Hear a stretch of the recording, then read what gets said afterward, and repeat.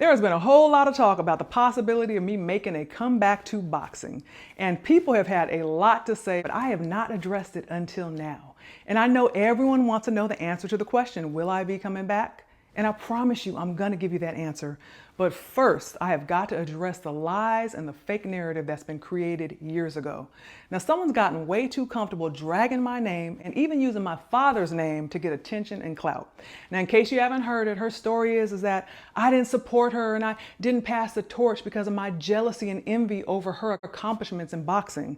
She says that I disrespected her and I started talking about knocking her out simply because I was bitter that she's outdone me. I've seen a lot of the comments. Many of you have good discernment and understand what's really going on here, while others have believed her lies over the years or have formed an opinion without having all the facts. Now, originally, I wasn't even going to give this my time or attention because I really don't engage with people who thrive off of negativity, drama, and buffoonery. But I'm not about to let someone with bad character continue running freely, dragging my name without accountability. That's not gonna happen. Come on now, listen. Laila Ali is just Muhammad Ali's daughter. And no, come on, we ain't gonna do that. No, that is right. Come on, Laila can rumble though. And Wolf would have knocked Laila Ali out. You know, she would have knocked Laila oh so pretty ass out. So this right here is the consequence. Now, I have been busy working on other projects that required all of my time and focus, which is why I'm just now saying something. But honey, I have made the time to address this. So today, the bad guy ain't getting away. Now let's hit rewind because we really need to see what's happened over the years, what got us here. Now, I'm not about to do the whole he say, she say thing, so let me show you some receipts. I first met her in 2012 when she was invited on stage to stand next to me when I gave my father his Liberty Medal. At some point, she reached out, started asking me for advice, wanted to know if she should go to the Olympics the second time or go pro. She would also call me and let me know when she was fighting. Now, at the time, I was one of the hosts of We Need to Talk, an all-female sports commentary show that still airs on CBS. I asked the producers if we could do a story on her. They agreed. So I got on a plane, flew to Colorado, and did a full sit-down interview with her. Now, this is just a shortened version of the 6-minute piece that aired on CBS in 2016.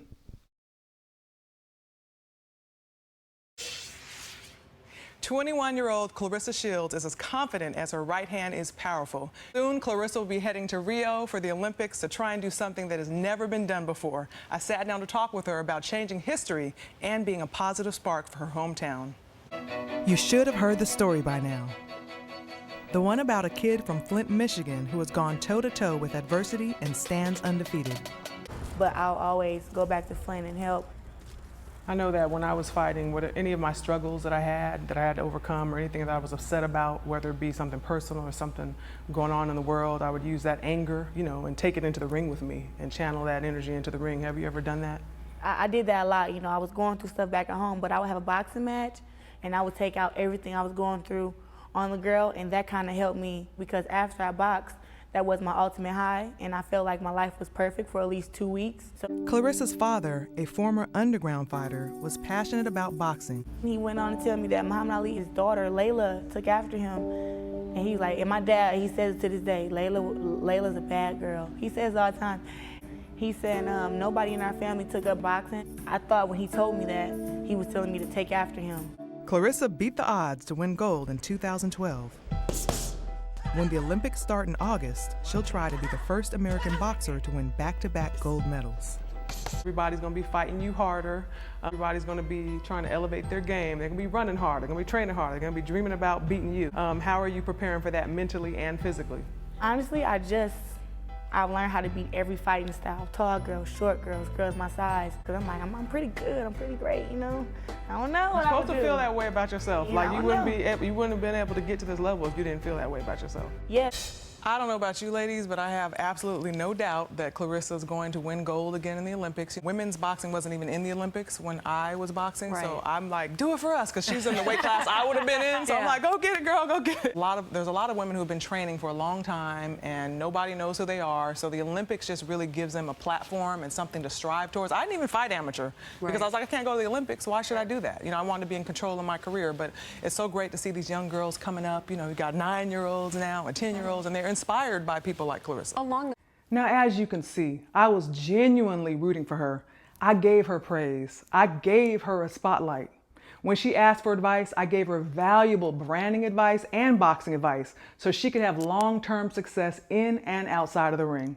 I told her about the challenges that I faced fighting at 168, where there was limited competition, and I suggested that if she decided to turn pro, she should consider going down in weight somewhere around 148, where she would have more competitive challenges.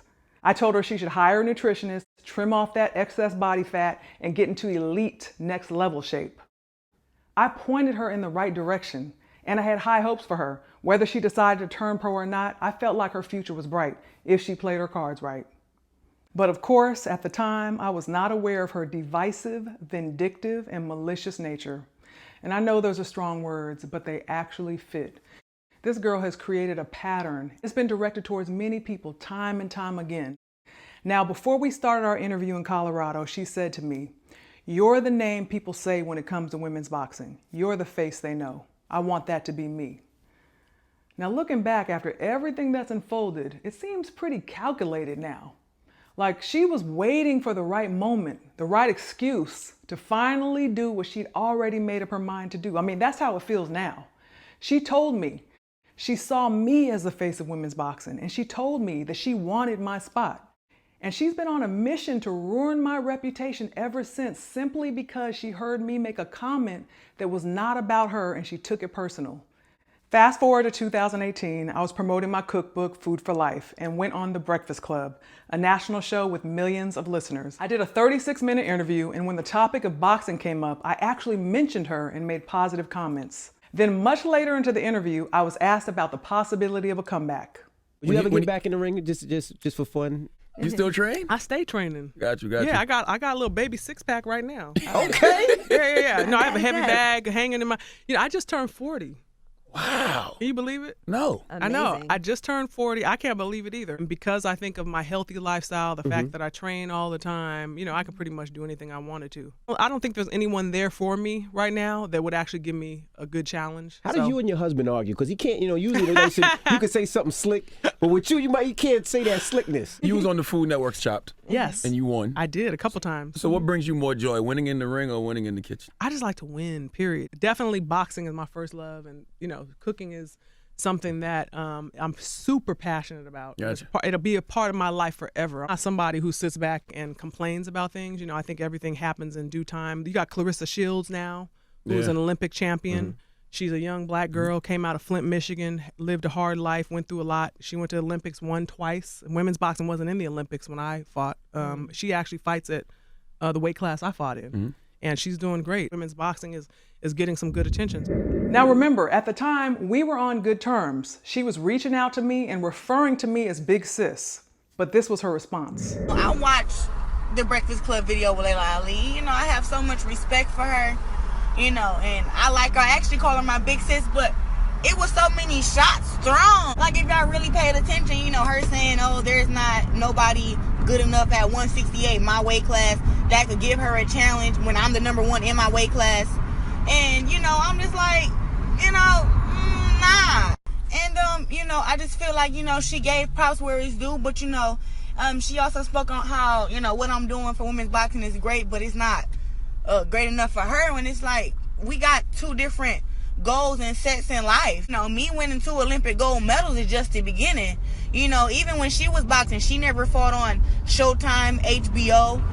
I fought the main event on Showtime. I don't know how many times now. Fastest woman to win a world title. I did it in 4 fights. And yeah, you can say, oh, the competition isn't there, and this girl wasn't that.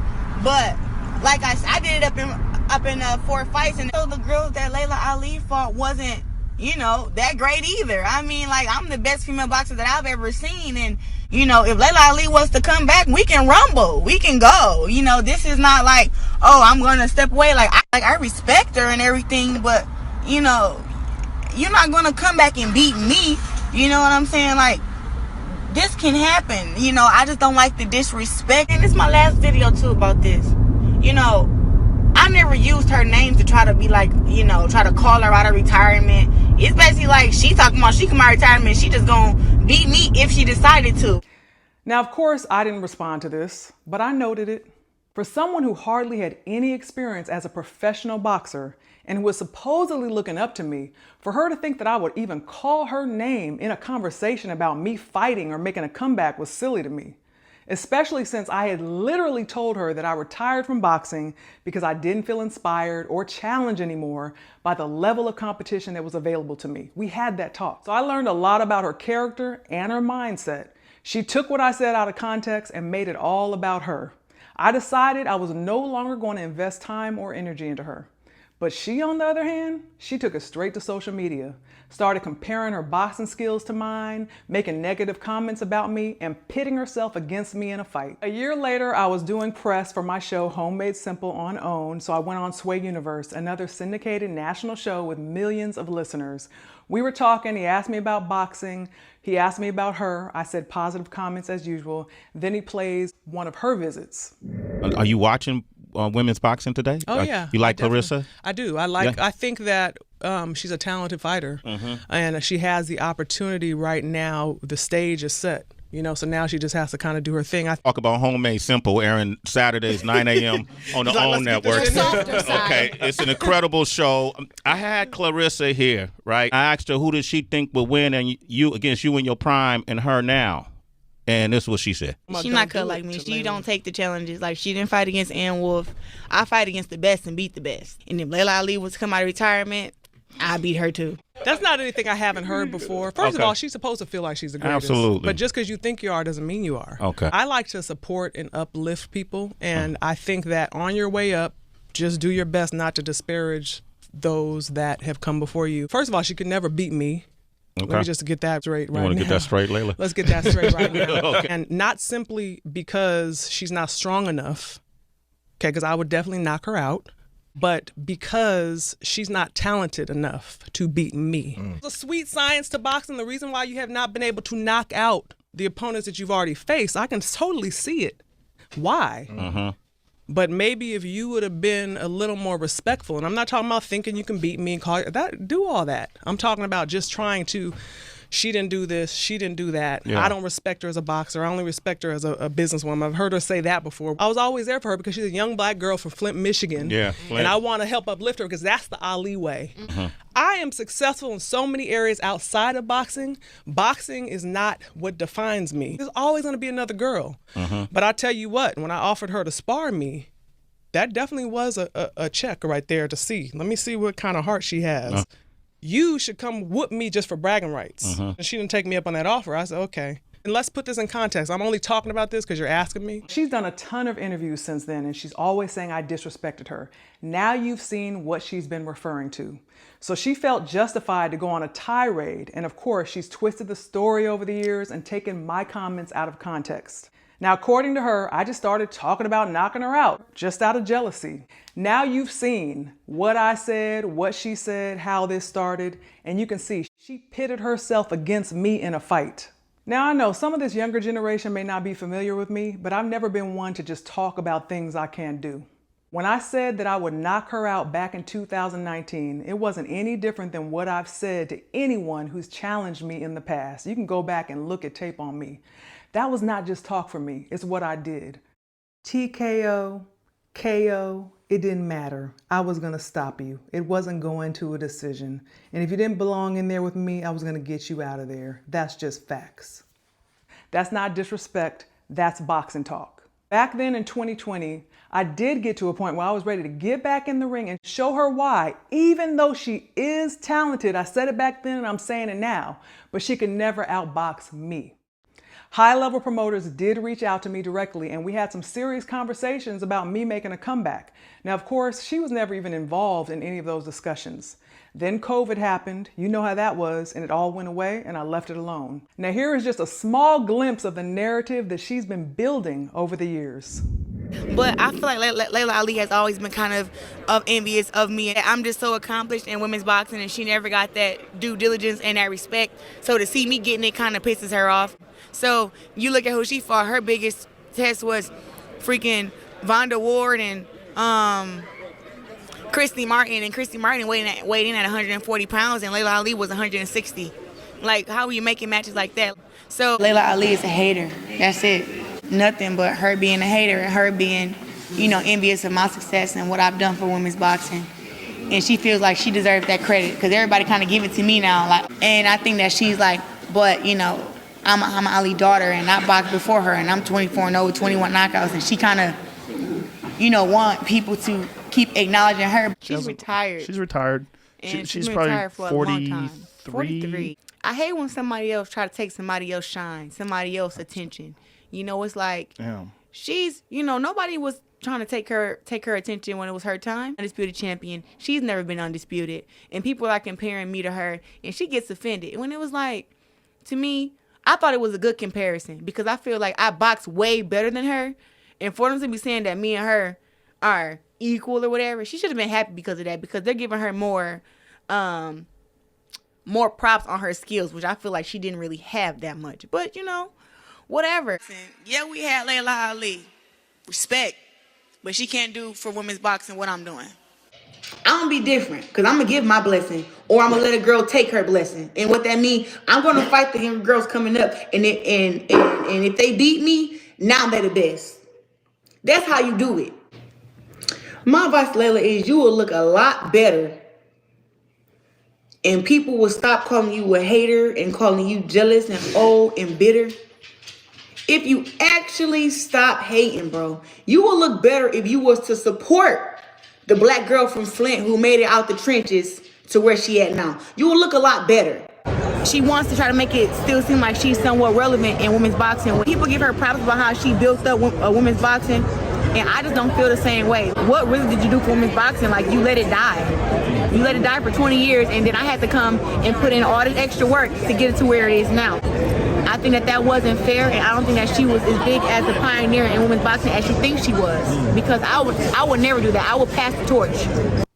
There are hundreds and hundreds of women who have participated in the sport of boxing over the years. They have all made a contribution in their own way. We don't need to argue over who's done more. That destructive crab in a barrel mentality is exactly what we don't need in the sport. Here she is on a recent podcast explaining how she's passing the torch and that she has created a blueprint for success, which she is now sharing with other female fighters. She says that the number one thing they need to know is how to build their brand. I actually promote a woman fighter, and I'm giving her all the jewels and stuff that I know so she can get her big paydays too. It's a blueprint now on how you make $1 million, even if you don't have the gold medals. The biggest blueprint is build your brand. Oh, she must have forgot years ago she recorded this and said that I gave her the piece of advice that she is now referring to as the most valuable piece of information that you need to be successful. But supposedly I didn't support her and I didn't want to pass the torch. Laila Ali told me to build my brand, a good brand, and a brand that I want to represent and stand for. And she said have good people behind me who I trust. So this whole idea that she started about me being jealous because of her accolades and her surpassing me, do you realize that for years, fans have believed that there's so many fighters that are better than me? I mean, they have more titles than me. Multi-million-dollar fights are happening, more money than I ever made, more money than she's making. So I guess if I'm supposedly jealous of her, I must be hating on them too, right? Nope, I actually celebrate other women's success. I have relationships with those women. We have mutual respect. It's all love. She's the only one who decided to make herself my opposition. And she has created this drama and she's kept it going for the past 8 years. People came to know her because she kept calling out my name. She's obsessed with me and she literally cannot keep the name Laila Ali out her mouth. There are people who will say, she's confident, she talks trash. That's what fighters do. Yes, fighters talk. Nobody did it better than my father and me, and we backed it up. I've never had a problem with the fighter saying they could beat me or that they think they're better than me. That's expected. I don't consider that disrespect. But what I do have a problem with is a liar or someone who intentionally tries to disparage me in order to gain visibility and respect. As I mentioned in my interview on Sway, about 8 years ago, I offered her sparring during one of our phone conversations. I was like 40, 41. It was just to give her some work. Well, she changed that subject and never took me up on the sparring. So when I mentioned it on Sway, there was a lot of comments from the public because people were surprised that she wouldn't have taken that opportunity. Now, can you imagine if she and I were to get in the ring and spar back then? You know, there would have been camera phones, it would have been recorded. She would have proof of what she could do and vice versa. So I guess after the feedback and comments that she saw, she felt the need to take it to social media and put out an excuse. I don't sway that if I was so tough that I would have sparred her for brownie points. I am a 2-time Olympic champ. Only thing that matters to me is what happened outside of practice. She talking about practice. Take the Ellen Iverson, talking about practice. I don't care about sparring nobody. I'll get in there and spar and work with anybody. All I care about is fighting.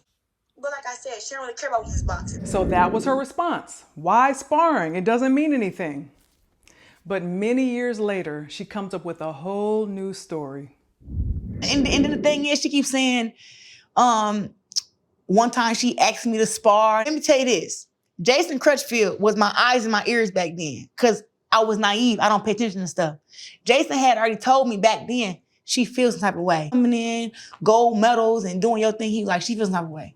But she's still embracing you though. And I said, okay, whatever. But I had mad love for her though. So it was like, the closest thing to Muhammad Ali is Laila Ali. So I love this girl, you know what I'm saying?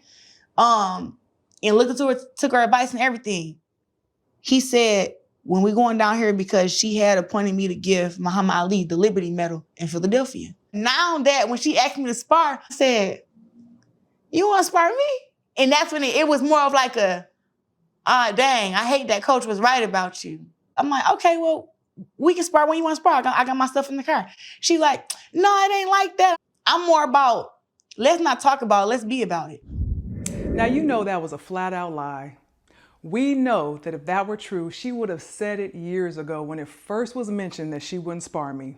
There is absolutely no way she would have passed up the chance to tell everyone that she called my bluff and I backed down. Now, can you imagine if she and I were to get in the ring and spar back then? You know, there would have been camera phones, it would have been recorded. She would have proof of what she could do and vice versa. I did an interview with Andre for his podcast too, before I had a chance to see her episode.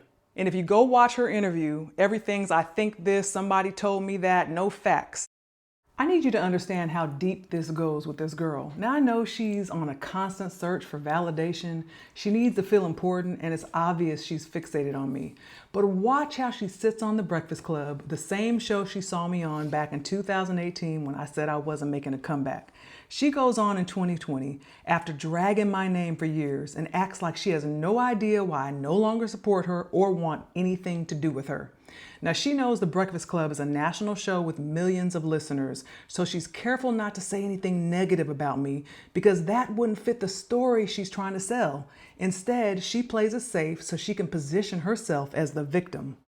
Do I want to fight a 41 or 40-year-old Laila Ali? No. I want to actually her embrace me, I embrace her, and we build women's boxing to the place where it's supposed to be at.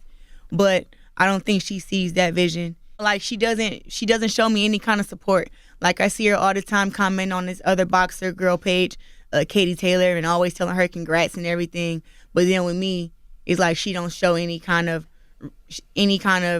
respect or acknowledgement. And I'm a black girl just like she is, who came up hard, and I have to been making my way forever. Like I made my own way. I wasn't handed anything. Just about supporting each other, you know what I'm saying? But I wonder why she wouldn't though. Like, what, did you say something about her back in the day? I just think that in boxing, she feel like she never got her fair share. I feel like she never got to the point where she wanted to get to, and people recognize Laila Ali, but they always try to say like, oh, she only was big because of her dad, and they don't really give her props on her skills. I'm not one of those people. And then some people say that she didn't fight Ann Wolf, but me being a woman fighter, now I realize that it's hard to make big fights with other big women. It really is. So think about it. Back then, when it wasn't a lot of money, wasn't TV exposure, I kind of can see why her and Ann Wolf didn't fight. But people's story is that she was scared of Ann Wolf, and Ann Wolf would have knocked her out. And that's their story. 3 months later, she takes her mask off and she's back to her usual story. Well, Ann Wolf, you were a better fighter than her. And I believe that that's where this whole beef started from. That, you know, I spoke on that. She hates whenever your name gets mentioned. She still to this day mentions your name. Say how you were scared of her, how you didn't want to fight her.